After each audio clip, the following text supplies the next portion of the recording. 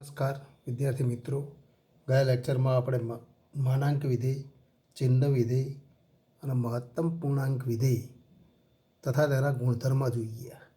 હવે વાસ્તવિક વિધેય પરની બૈજિક ક્રિયાઓ. વાસ્તવિક વિધેય કોને કહેવાય એ આપણે જોઈએ કે જે વિધેય માટે એનો સહપ્રદેશ ગણ આર કે આરનો ઉપગણ હોય તે વાસ્તવિક કિંમતોનું વિધેય કહેવાય અને પ્રદેશગણ આર કે આરનો ઉપગણ હોય તો એવા વિધેયને આપણે વાસ્તવિક વિધેય કહીએ છીએ. તો વાસ્તવિક વિધેય માટે પ્રદેશગણ અને સહપ્રદેશગણ,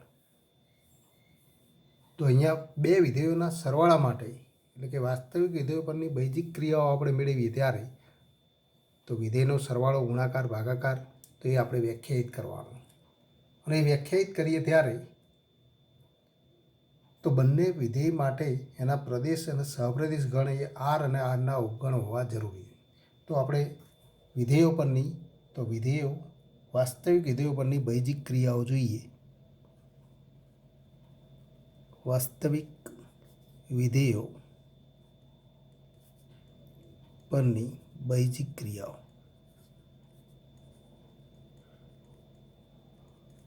બૈજિક ક્રિયાઓ એટલે કે બીજગણિતમાં જે ક્રિયાઓનો આપણે ઉપયોગ કરીએ છીએ. સરવાળો, ગુણાકાર, ભાગાકાર. સંખ્યાઓ માટે સરવાળો, ગુણાકાર, ભાગાકાર વ્યાખ્યાયિત થાય છે. તો વિધેય માટે આવું થઈ શકે કેમ? તો વિધેય માટે પણ તો વ્યાખ્યાયિત તો કરી શકાય સરવાળો, ગુણાકાર કે ભાગાકાર, પણ એના માટે વિધેય ચોક્કસ સ્વરૂપના હોવા જોઈએ. તો બે વિધેયનો સરવાળો કેવી રીતે વ્યાખ્યાયિત થાય? ગુણાકાર, ભાગાકાર, તો એની વ્યાખ્યા આપણે પહેલી વ્યાખ્યા જોઈએ કે એક્સ એ કોઈ આરનો ઉપગણ હોય તો એક્સ સબસેટ ઓફ આર. તો બધી ક્રિયાઓ એક સાથે આપણે લખીશું કે એક્સ સબસેટ ઓફ આર માટે f from x to R અને બીજું વિધેય જી એ પણ એક્સથી આરનું વિધેય હોય. બંને વિધેય આપણે લીધેલા છે કે બંને વિધેયના સહપ્રદેશ ગણ આર અને પ્રદેશ ગણ આરનો ઉપગણ એટલે કે વાસ્તવિક ચલના વાસ્તવિક વિધેય હોય તો બે વિધેયનો સરવાળો વ્યાખ્યાયિત કરી શકાય. કારણ કે બે વિધેયનો સરવાળો એ બંને વિધેયના પ્રતિબિંબનો સરવાળાથી આપણે વ્યાખ્યાયિત કરીએ છીએ. પણ પ્રતિબિંબનો સરવાળો ક્યારે મળે? તો પ્રતિબિંબનો સરવાળો તો ત્યારે જ મળે કે જ્યારે તો બંને વિધેય માટે મળતા મૂલ્ય એ વાસ્તવિક સંખ્યાઓ હોય. કારણ કે વાસ્તવિક સંખ્યાઓ માટે જ આપણે સરવાળો વ્યાખ્યાયિત કરી શકીએ.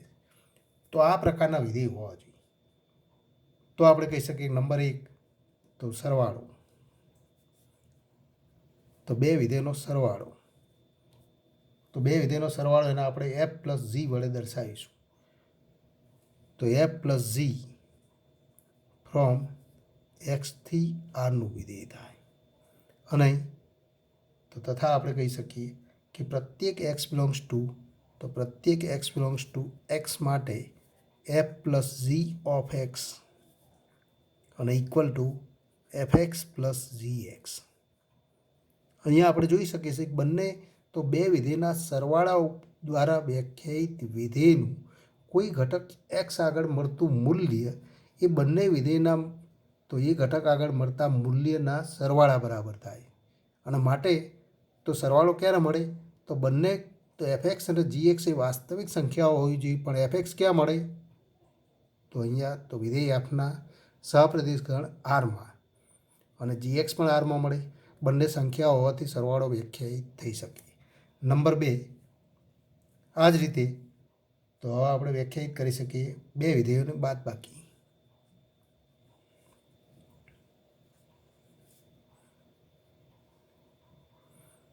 અહીંયા આપણે આ જે વિધાન લખેલું છે એ દરેકને લાગુ પડે. એટલે કે એક્સ સબસેટ ઓફ આર અને એફ અને જી આ પ્રકારના હોય તો બે વિધેયોની બાદબાકી તો એને આપણે એફ માઇનસ જી વડે દર્શાવીએ. તો એફ માઇનસ જી એ પણ તો એક્સથી આરનું વિધેય થાય. તથા આપણે કહી શકીએ તથા એવરી એક્સ બિલોંગ્સ ટુ તો x F minus G of x અને ઇક્વલ ટુ તો એફ એક્સ માઇનસ જી એક્સ. આ જ રીતે નંબર 3 બે વિધેયનો ગુણાકાર.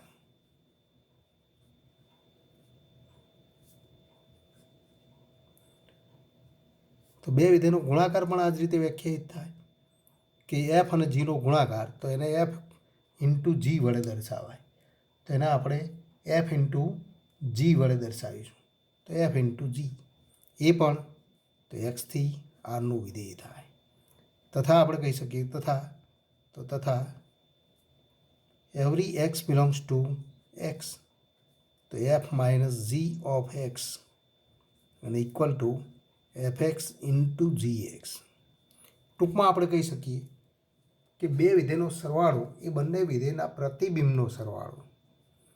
બે વિધેયનો તફાવત, એક તો તફાવતથી મળતું વિધેય એ કોઈ ઘટક આગળ કયું મૂલ્ય આવે તો બંને વિધેયના તો એ ઘટક આગળ મળતા મૂલ્યના તફાવત બરાબર છે. અને ગુણાકાર માટે પણ તો એવું જ નિરૂપણ આપણે મેળવી શકીએ એફ ઇન્ટુ જી અને ઇક્વલ ટુ તો એફ એક્સ ઇન્ટુ જી એક્સ. હવે આગળ વધીએ. ભાગાકાર નંબર 4.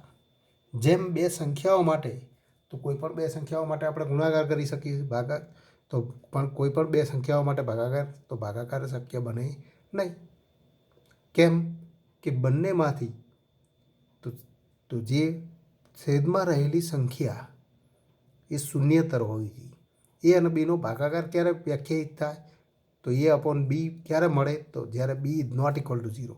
એમ અહીંયા બે વિધેયનો ભાગાકાર વ્યાખ્યાયિત કરીએ ત્યારે પણ તો એવું જ થાય કે બીજું વિધેય જી, તો અહીંયા પણ ભાગાકાર પણ તો આ જ પ્રમાણે વ્યાખ્યાયિત કરવામાં આવે કે એફ અપોન જી, તો એફ અને જીનો ભાગાકાર તો F upon G of X equal to તો એફ એક્સ અપોન જી એક્સ વડે આપણે દર્શાવીએ.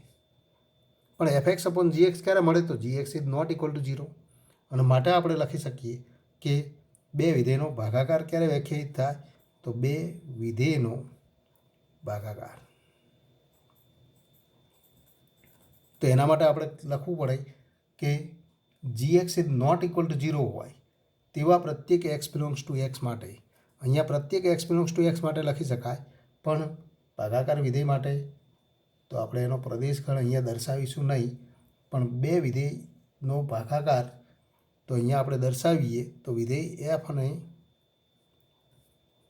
અને જીનો ભાગાકાર આપણે આ સ્વરૂપે દર્શાવીએ એફ અપોન જી વડે દર્શાવાય. તો આ પ્રમાણે આપણે તો એને દર્શાવીએ. તથા આપણે કહી શકીએ કે તો g x is not equal to 0 હોય તેવા પ્રત્યેક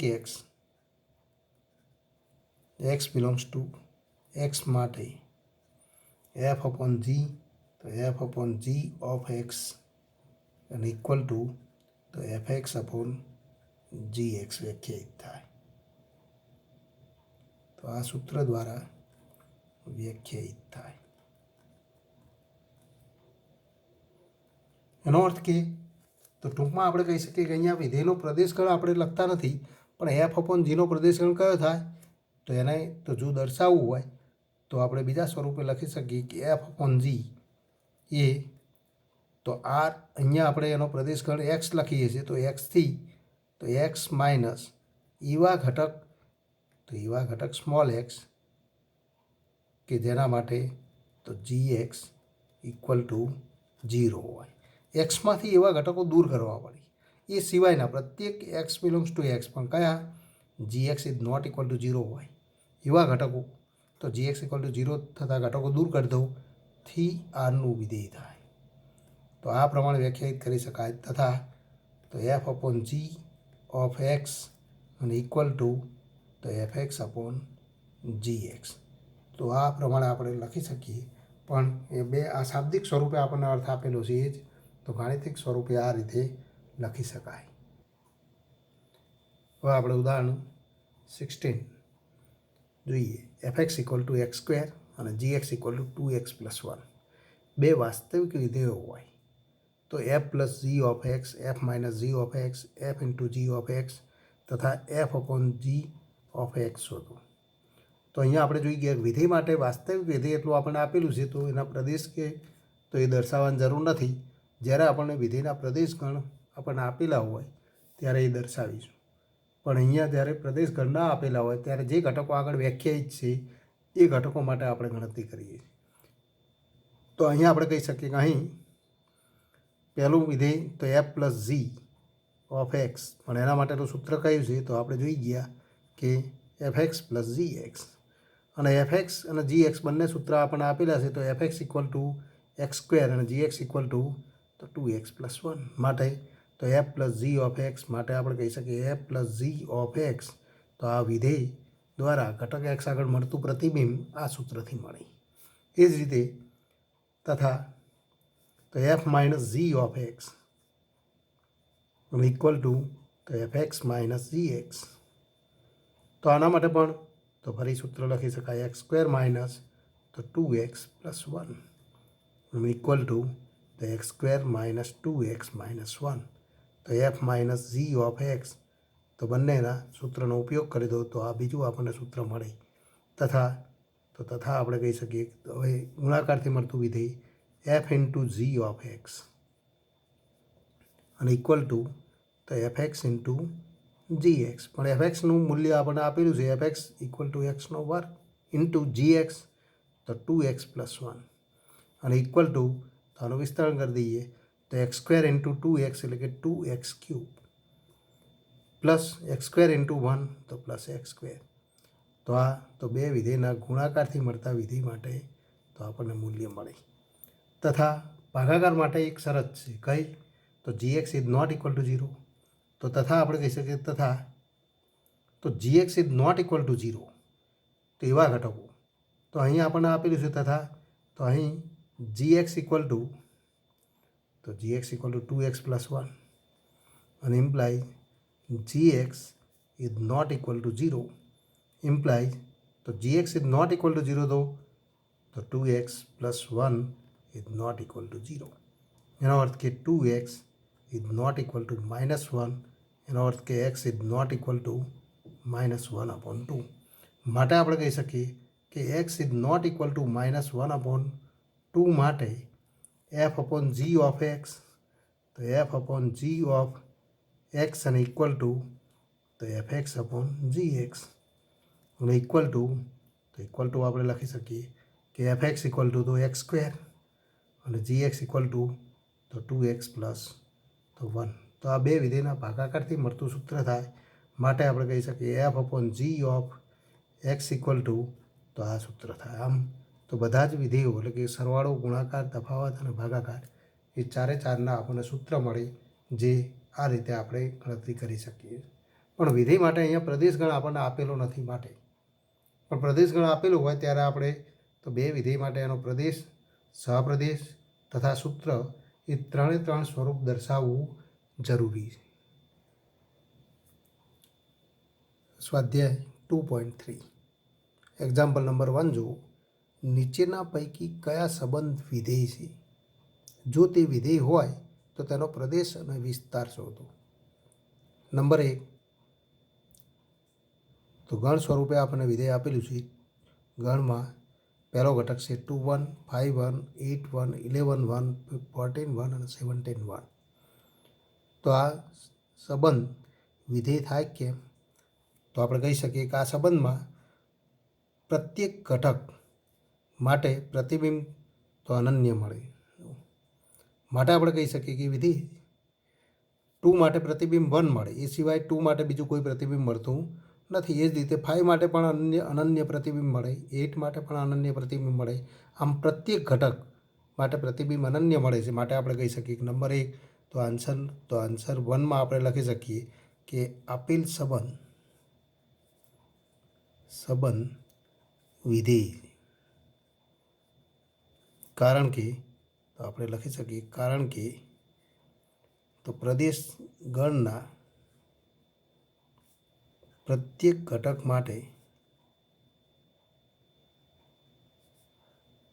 માટે અનન્ય પ્રતિબિંબ મળે. આ સંબંધ દ્વારા મળતું પ્રતિબિંબ કેવું છે? તો અનન્ય પ્રતિબિંબ મળે. માટે તો આપેલ સંબંધ વિધેય થાય. એ જ રીતે નંબર 2 નંબર 2 માટે આન્સર જુઓ, નંબર 3 માટે આન્સર જુઓ. તો 3 સંબંધ આપણને આપેલો છે 1 3 1 5 અને 2 5. તો 1 માટે પ્રતિબિંબ 3 અને 1 માટે પ્રતિબિંબ 5. તો ઘટક 1 માટે તો એકથી વધુ અનન્ય પ્રતિબિંબ મળતું નથી, એકથી વધુ પ્રતિબિંબ મળે છે માટે વિધેય નથી. તો આપણે કહી શકીએ કે આપેલ સંબંધ વિધેય નથી. કારણ કે આપણે કહી શકીએ કે પ્રદેશ ગણના ઘટક 1 માટે તો અનન્ય પ્રતિબિંબ ન મળે.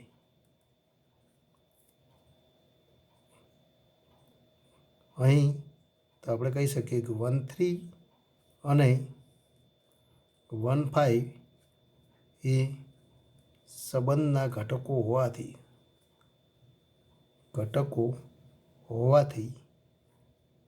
તો 1 માટે તો બે ભિન્ન પ્રતિબિંબ મળે, બે ભિન્ન પ્રતિબિંબ 3 અને 5 મળે માટે એ સંબંધ વિધેય નથી. તો અનન્ય પ્રતિબિંબ ન મળે તો એના માટે આપણે તો કયા પ્રતિબિંબ મળે છે? તો 1 માટે એકથી વધુ. તો આપણે સીધું પણ લખી શકીએ. આ સમજવા માટે આપણે લખેલું છે વધારે લખાણ, પણ આપણે લખી શકીએ કે પ્રદેશ ગણના ઘટક 1 માટે તો પ્રતિબિંબ તરીકે 3 અને 5 એવા બે ભિન્ન ઘટકો મળે છે માટે અનન્ય પ્રતિબિંબ મળતું નથી માટે વિધેય. તો આ સંબંધ એ વિધેય નથી.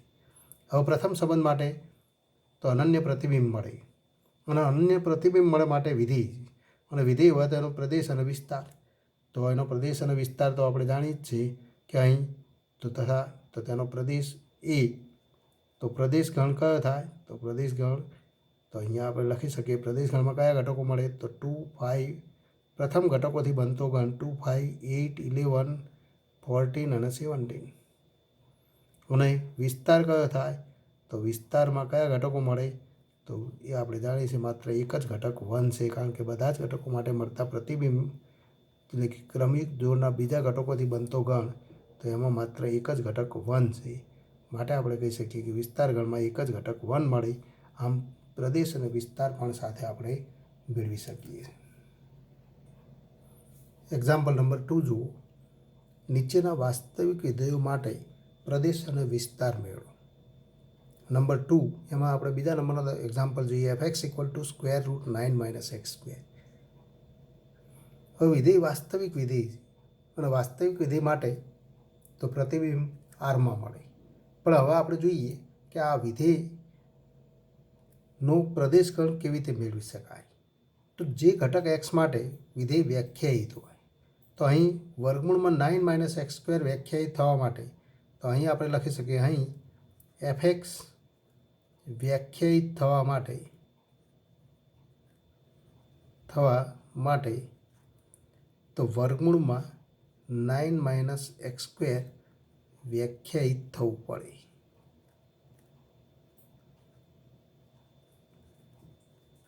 પણ વર્ગમૂળમાં 9 - x² ક્યારે વ્યાખ્યાયિત થાય? તો વર્ગમૂળમાં કોઈ સંખ્યાનું વર્ગમૂળ ક્યારે મળે? તો એનો અર્થ કે તો આપણે કહી શકીએ કે fનો પ્રદેશ મેળવવા માટે fx વ્યાખ્યાયિત થાય. તો ક્યારે વ્યાખ્યાયિત થાય? તો xની કઈ કિંમત માટે fx વ્યાખ્યાયિત થાય? તો વર્ગમૂળમાં 9 - x² વ્યાખ્યાયિત થાય. તો x માટે આપણે આ પ્રમાણે ગણતરી કરી શકીએ. x માટે fx વ્યાખ્યાયિત થાય અને fx વ્યાખ્યાયિત થાય તો ઇમ્પ્લાઇઝ વર્ગમૂળમાં 9 - x² વ્યાખ્યાયિત થાય. પણ fx તો આ ક્યારે વ્યાખ્યાયિત થાય? તો 9 - x² એ ગ્રેટર ધેન ઇક્વલ ટુ 0 હોય. પણ 9 - x² greater than equal to 0 તો ઇમ્પ્લાઇઝ આપણે કહી શકીએ કે તો આ બદલે x² ને આ બાજુ લઈ જઈએ તો આપણે તો 9 greater than equal to x². તો 9 greater than equal to x². એનો અર્થ કે તો x² તો લેસ ધેન ઇક્વલ ટુ 9 અને x² less than equal to 9 તો ફરી આપણે લખી શકીએ વર્ગમૂળ બંને બાજુ લઈએ તો માનાંક x less than or equal to બંને બાજુ વર્ગમૂળ લેતા તો 3 માનાંક X less than equal to 3 તો ફરી એક પરિણામ આપણે અહીંયા તો ઉપયોગ કરી શકીએ -3 less than equal to x less than equal to તો 3 તો આ કયું પરિણામ તો પરિણામનો આપણે ઉપયોગ કરીએ છીએ કે જો માનાંક X less than or equal to A હોય તો -a less than equal to X તો X less than equal to A થાય તો આ એક અગત્યનું પરિણામ છે અને પરિણામનો ઉપયોગ કરીને આપણે આ લખી શકીએ તો આ પરિણામનો ઉપયોગ કરીએ છીએ કારણ તરીકે આપણે લખી શકીએ કે માનાંક X less than equal to A તો double implies -a less than equal to x less than equal to A અસમતાનું આ એક અગત્યનું પરિણામ એ પરિણામનો ઉપયોગ કરીને આ લખી શકીએ અને માટે આપણે કહી શકીએ કે imply x belongs to close interval -3 3 અને માટે આપણે કહી શકીએ કે આ પગલાં ઉલટાવતા પણ સત્ય થાય અને માટે આપણે તો લખી શકીએ કે એફએક્સ વ્યાખ્યાયિત થાય માટે એફનો પ્રદેશગણ ક્લોઝ ઇન્ટરવલ -3 3 મળે.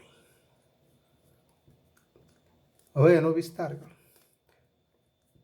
તો every x belongs to close interval -3 3 માટે જો પ્રદેશગણમાં હોય એવા તો તમામ ઘટકો માટે તો એફએક્સનું મૂલ્ય મેળવવું તો માટે એફએક્સ ક્યાં મળે પણ એફએક્સ ઇક્વલ ટુ તો માટે એફએક્સ ઇક્વલ ટુ તો આપણને સૂત્ર આપેલું છે વર્ગમૂળમાં 9 - x².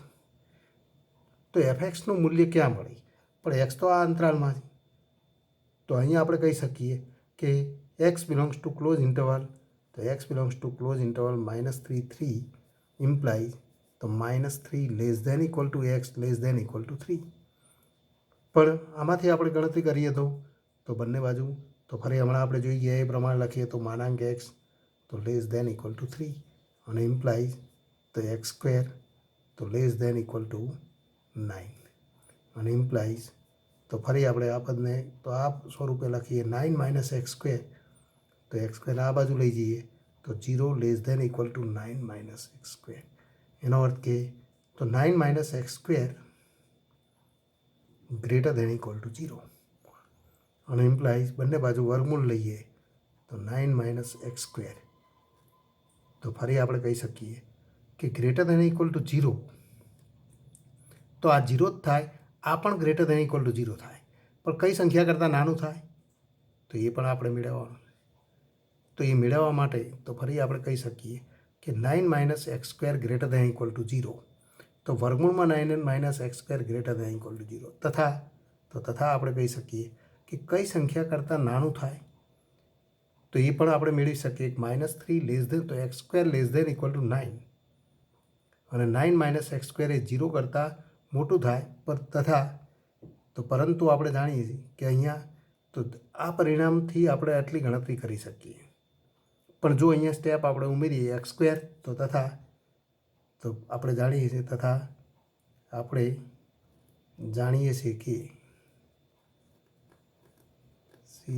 કે every x belongs to R તો x²નું મૂલ્ય કેવું મળે તો ગ્રેટર ધેન ઇક્વલ ટુ 0 તો આ બે પરિણામોને સાથે આપણે ઉપયોગ કરવો પડે એની તો નાનામાં નાનું મૂલ્ય 0 અથવા 0થી મોટું થાય પણ મોટામાં મોટું મૂલ્ય કયું થાય તો માટે તો x² less than equal to 9 અને x² greater than equal to 0 તો 0 less than equal to x² તો આપણે બંનેને સાથે લખી શકીએ લેસ ધેન ઇક્વલ ટુ 9 અને માટે તો ઇમ્પ્લાઇઝ આપણે કહી શકીએ કે તો અહીંયા 0 greater than equal to x² તો થાય જ અને માટે તો બંને હવે વર્ગમૂળ લઈએ તો આપણે કહી શકીએ કે 0 લેસ ધેન ઇક્વલ ટુ માનાંક એક્સ લેસ ધેન 3 તો અહીંયા માનાંક લઈને આપણે ગણતરી કરી શકીએ છીએ પણ માનાંક લઈને ગણતરી કરીએ તો આપણે જરૂર છે 9 - x². તો હવે આ બાજુનો ઉપયોગ કરો કે અહીંયા x² less than equal to 9 એ તો આપણે જોઈ ગયા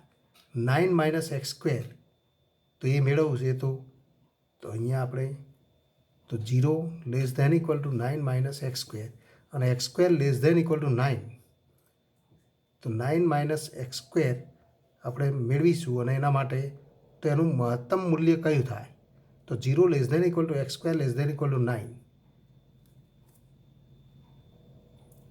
તો આ ક્ષમતાને માઇનસ વડે ગુણી દો. આખી અક્ષમતાને માઇનસ વડે ગુણી દઈએ તો અક્ષમતા ઉલટાઈ જાય. -9 તો less than equal to -x² less than equal to 0 થાય.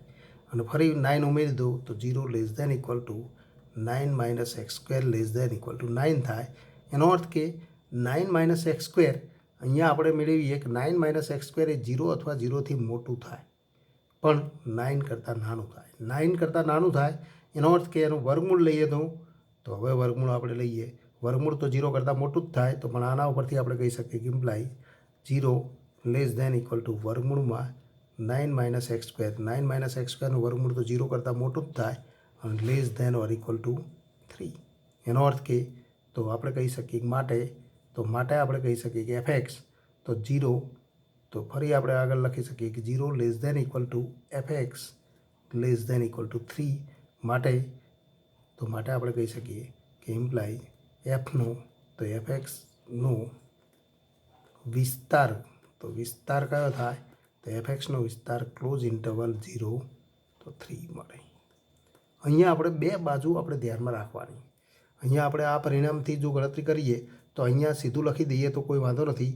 0 less than equal to x² less than equal to 9 અને ત્યારબાદ આ સ્ટેપ શરૂ કરીશું. ગણતરીમાં મોટે ભાગે આપણને આ સ્વરૂપ મળે ત્યાર પછી તો આ ગણતરી કેવી રીતે કરવી એ આપણને ખ્યાલ આવવો જોઈએ. સંખ્યાઓના ગુણધર્મ આપણે ધ્યાનમાં હોય તો એ ગણતરી આપણે યોગ્ય રીતે કરી શકીએ. Example number 4.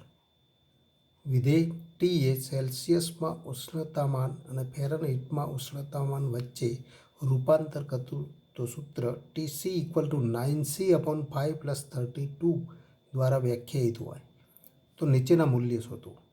T0 મેળવો. તો અહીંયા આપણને સૂત્ર આપેલું છે. તો અહીં આપણને આપેલું છે કે TC ઇક્વલ ટુ 9C/5 + 32.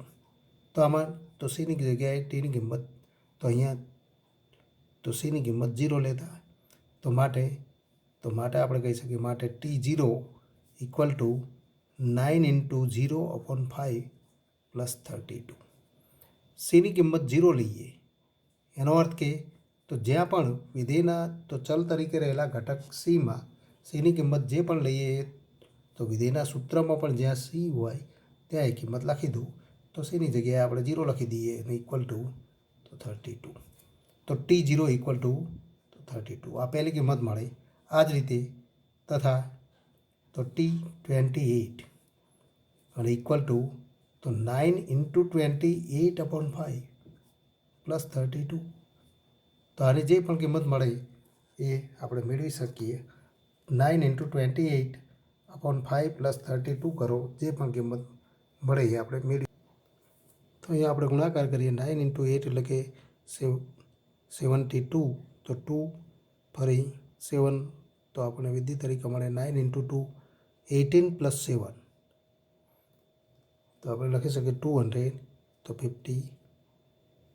તો 252/5 + 32 અને ઇક્વલ ટુ ફરી 5 લસા લઈ લો તો 252 + 5 × 3 એટલે કે 50 + 10 એટલે કે તો 160.